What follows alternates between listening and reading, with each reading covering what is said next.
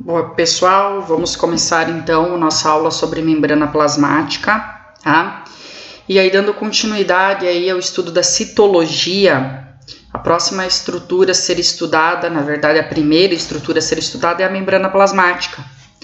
E aí, conforme a gente vai observar aqui na sequência, nós temos aqui as partes da célula, né, que a gente já estudou. As partes das células são as estruturas parede celular, membrana plasmática, citoplasma e núcleo. No entanto, pessoal, nós temos apenas presente em todos os tipos celulares a membrana plasmática e o citoplasma. Por isso que o professor deixou aqui em vermelho, certo? Nem todas as células apresentam parede celular e núcleo, certo? Mas todas as células vão apresentar quem? Membrana plasmática e citoplasma, certo? Por isso que eu deixei essas duas estruturas aqui em vermelho. Então, o assunto da aula de hoje é membrana plasmática. E para começar falando dela, eu coloco aqui para nós os três tipos celulares conhecidos. A célula procarionte, né, representado pela bactéria. Então, ela apresenta aqui ó, a membrana plasmática. A célula eucarionte animal, também com sua membrana plasmática, aqui ó, envolvendo ela. E a célula eucarionte vegetal, também apresentando a sua membrana plasmática aqui, envolvendo ela. Então, existe aqui em todos os tipos celulares essa estrutura.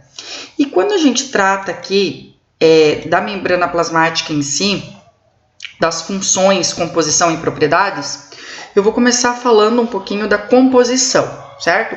Então, a composição da membrana plasmática. Todas as membranas, elas apresentam na sua constituição proteínas, lipídios e carboidratos. Mas, professor, por que o professor não colocou aqui carboidrato e só está lipídio e proteína? Porque numa membrana plasmática, nós vamos ter aproximadamente, aqui ó, 60% de proteínas, 40% de lipídios e os carboidratos, que são os açúcares, que vocês acabaram de ver bioquímica, né? Os carboidratos são tipos de açúcares, eles são quase que insignificantes, tá? Menos de 1% presente na constituição celular, na constituição da membrana plasmática. E aí, por consequência, o que vai prevalecer são os lipídios e as proteínas. Por isso que a gente fala que a constituição da membrana plasmática é uma constituição lipoproteica. Por quê? Porque apresenta lipídios e proteínas na sua constituição. Vai ter carboidrato? Vai, mas em pequeníssimas, poucas quantidades, quase que insignificante. Quais que são as funções da membrana plasmática? De modo geral, a membrana plasmática tem algumas funções, dentre elas, proteção da célula, né, que ela vai ajudar a proteger, dar formato, estrutura para a célula, mas a principal função dela é a permeabilidade seletiva. O que é a permeabilidade seletiva? É a função que a membrana plasmática tem de fazer com que controle o que entra e sai da célula. Então, tudo que for entrar na célula, que veio da parte externa do meio extracelular, e tudo que for sair da célula tem que passar obrigatoriamente pela membrana plasmática. E ao passar pela membrana plasmática, é ela que faz esse controle. Então, é como se ela fosse uma fronteira, uma alfândega, controlando aquilo que entra e aquilo que sai da nossa célula, certo? E, por fim, as propriedades da membrana plasmática. Toda membrana plasmática apresenta elasticidade. Quando a gente olha o desenho de uma célula, né, dá a impressão que a membrana plasmática ela é uma estrutura fixa, imóvel. E não, ao contrário, ela vai ter uma certa flexibilidade. Tanto que nós conseguimos, no microscópio, observar essa movimentação da membrana plasmática.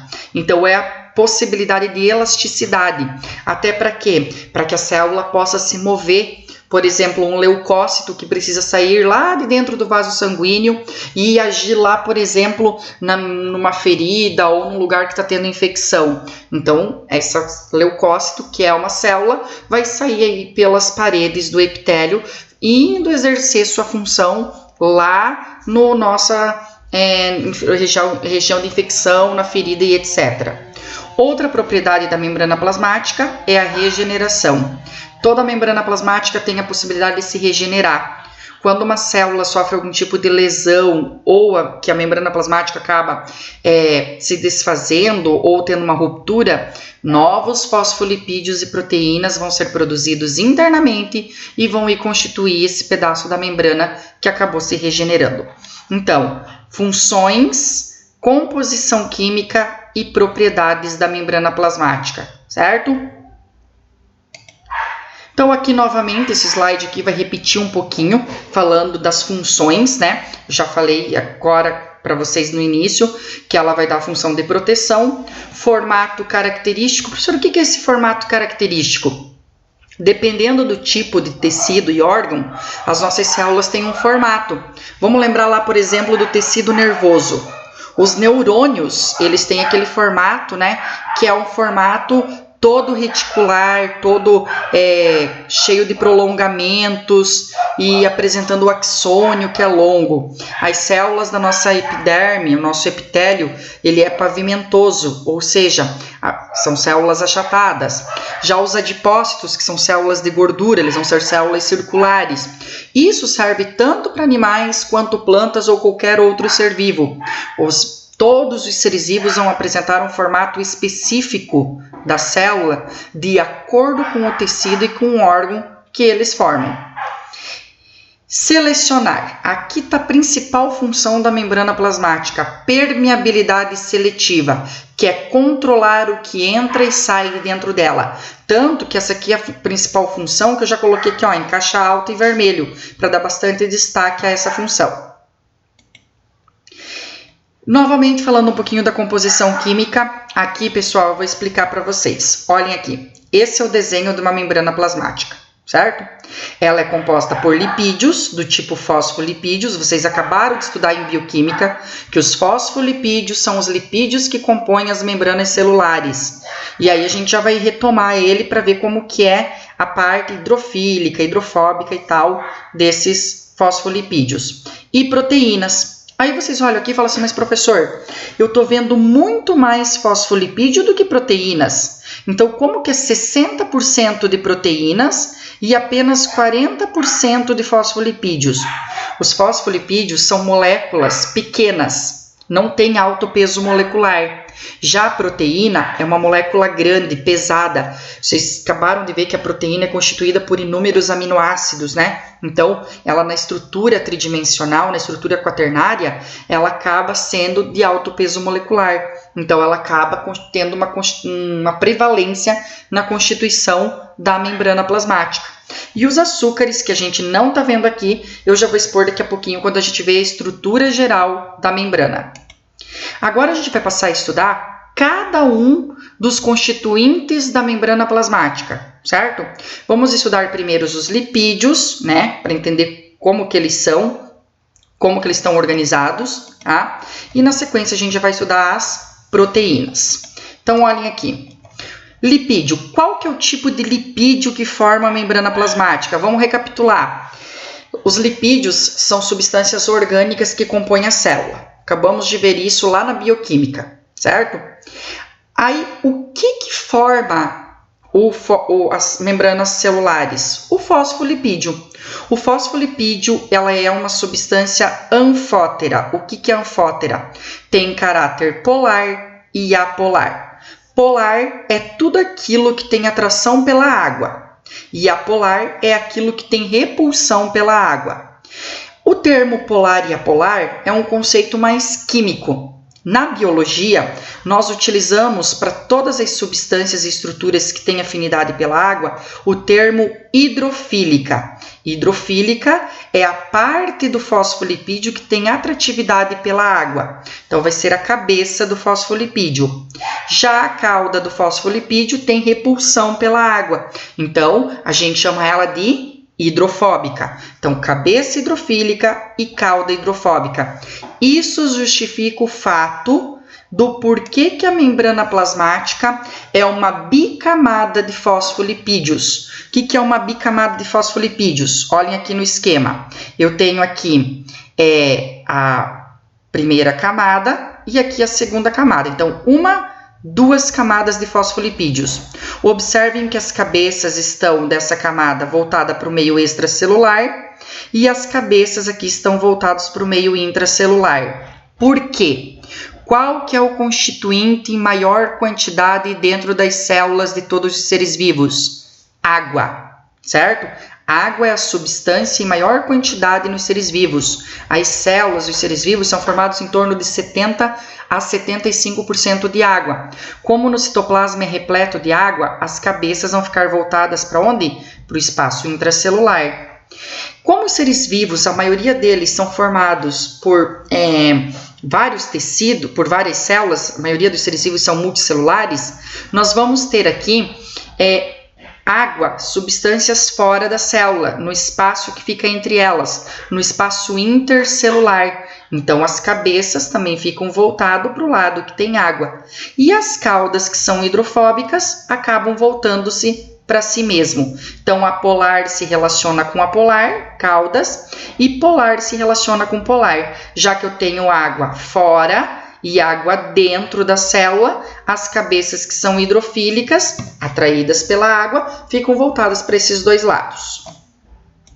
Tratando-se das proteínas que formam a membrana plasmática, nós vamos ter 2 tipos básicos de proteína. As proteínas extrínsecas e as proteínas intrínsecas.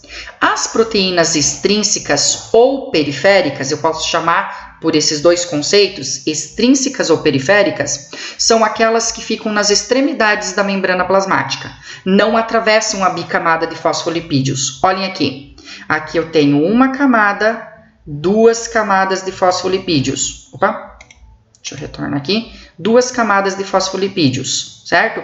E aqui essa proteína está apenas na periferia, tá? Aqui eu tenho outra proteína periférica, aqui outra proteína periférica.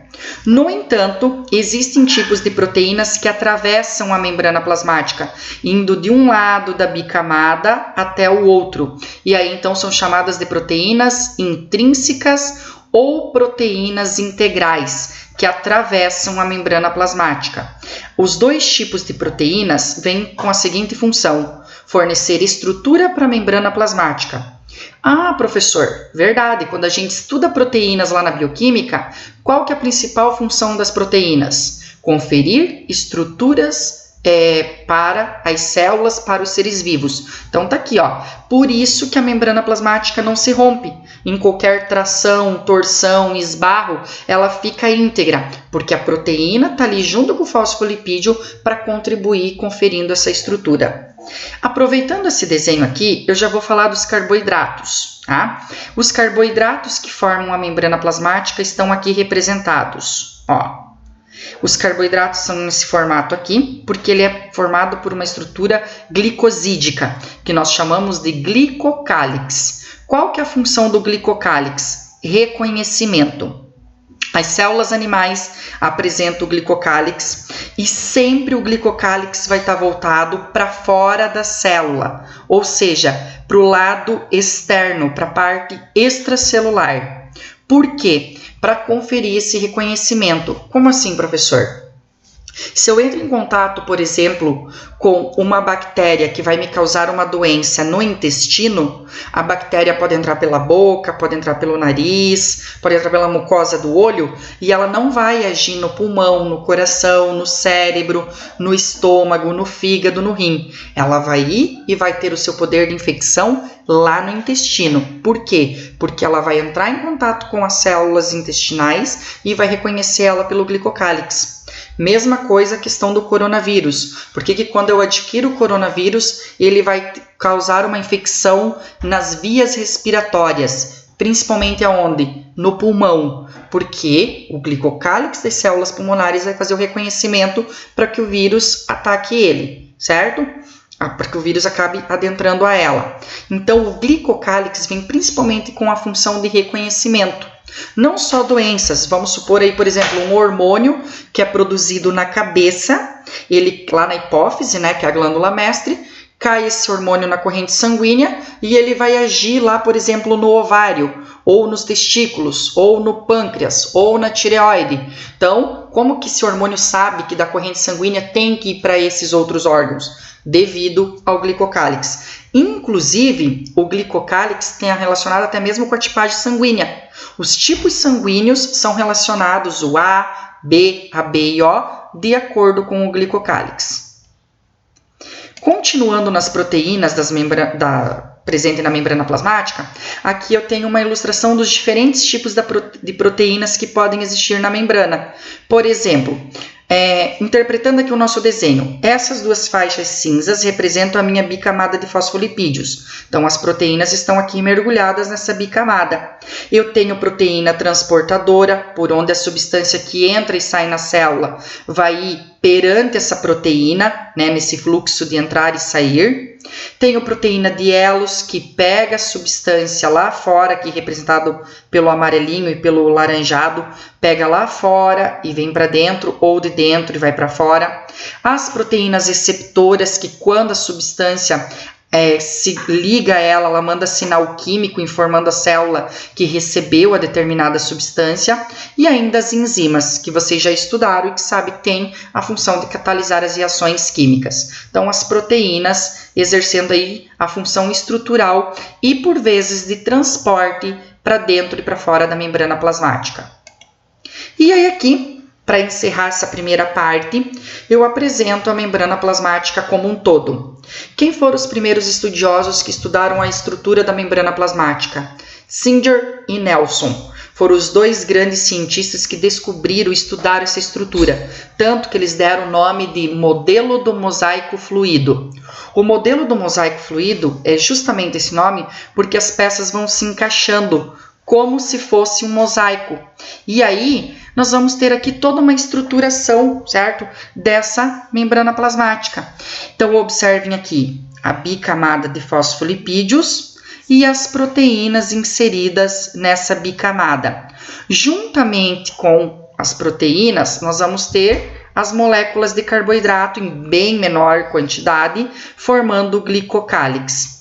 Uma dica bem importante, como que eu sei qual que é a parte extracelular e qual que é a parte intracelular analisando uma membrana plasmática? O glicocálix sempre vai estar voltado para o espaço extracelular. Então, aqui é o espaço extracelular, obviamente a substância vem, liga-se a ele e reconhece para saber se é naquele órgão, naquele tecido, naquela célula que vai agir. E a parte que não tem glicocálix é a parte do espaço intracelular, ok? Então, a estrutura, a composição e a função da membrana plasmática.